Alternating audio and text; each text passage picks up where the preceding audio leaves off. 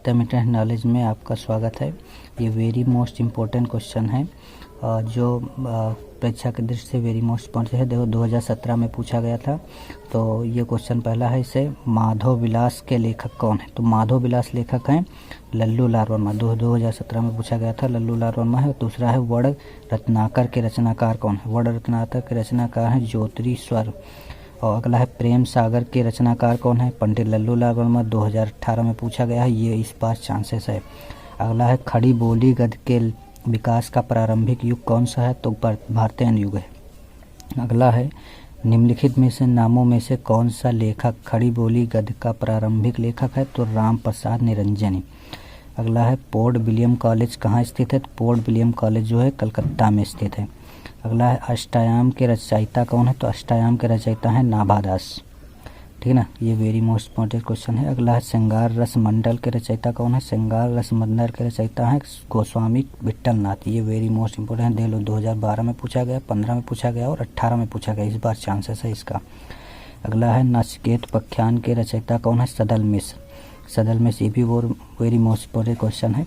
अगला है सुख सागर के लेखक कौन है? सुख सागर के लेखक हैं मुंशी सदासुख लाल।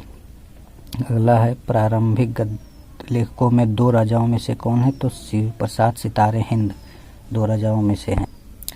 अगला क्वेश्चन है भारतीय युग से पूर्व गद्य के लेखक कौन है? मुंशी सदासुख लाल। अगला है भारतीय युगीन गद्य की समय सीमा पूछेगा तो 1868 से 1900 तक मानी गई है। और हिंदी गद्य साहित्य के जनक माने जाते हैं कौन है? भारतेंद्र हरिश्चंद्र। कौन सा युग हिंदी गद्य के उत्कर्ष का सूर्योदय काल कहा जाता है? तो यह है भारतेंद्र युग। राधा कृष्ण दास के लेखक कौन है? तो भारतेंद्र युग माना गया है।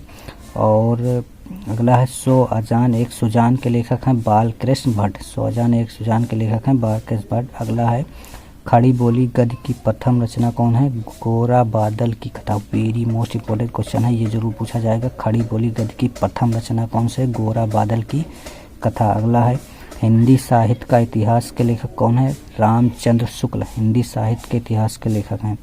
अगला है हिंदी साहित्य के आधुनिक काल को गद्य काल की संज्ञा किसने दी थी? तो वो है आचार्य रामचंद्र शुक्ल ने दी थी। अगला कौन सा है भारतीय युग के लेखक कौन है? बालकृष्ण भट्ट। बालकृष्ण भट्ट जो है भारतीय युग के लेखक हैं। अगला है सदल मिश्र की रचनाकार कौन है? तो वो है नचिकेत उपाख्यान। नचिकेत उपाख्यान सदल मिश्र की रचनाकार हैं।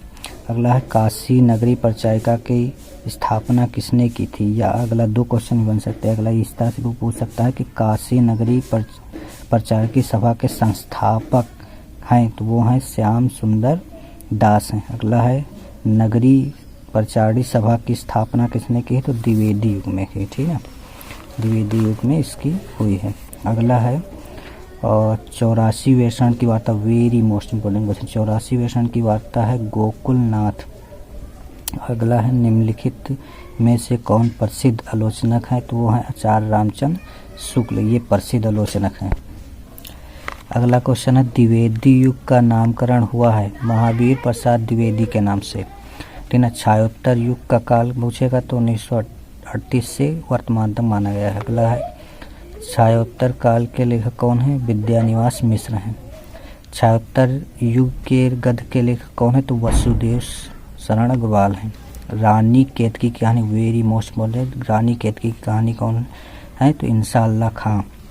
द्विवेदी युग और छायावाद युग दोनों युगों में से लेखक कौन करने वाले लेखक हैं? तो गुलाब राय हैं। और राहुल सकरत्यायन का वास्तविक नाम पूछेगा तो केदारनाथ पांडे हैं।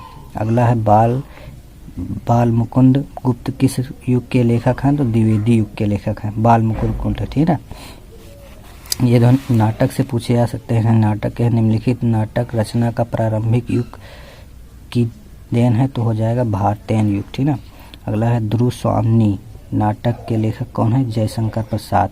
ध्रुव स्वामिनी की रचना मतलब विधा पूछेगा तो नाटक है। निम्नलिखित में से नाटककार कौन है? तो मोहन राकेश। इसमें में से ये नाटककार नहीं है। और अंधेर नगरी रचना के लेखक की बात करोगे तो भारतीय हरिश्चंद्र है। अगला कौन सा क्वेश्चन है? अगला है स्कंदगुप्त नाटक के लेखक कौन है? तो जयशंकर प्रसाद। तो ये वेरी मोस्ट इम्पोर्टेंट क्वेश्चन थे, जो आशा करते हैं सबको समझ में आया होगा। और सबसे मोस्ट इम्पोर्टेंट ये क्वेश्चन है, ये पूछे जा सकते हैं, बार बार पूछे जाते हैं। तो धन्यवाद।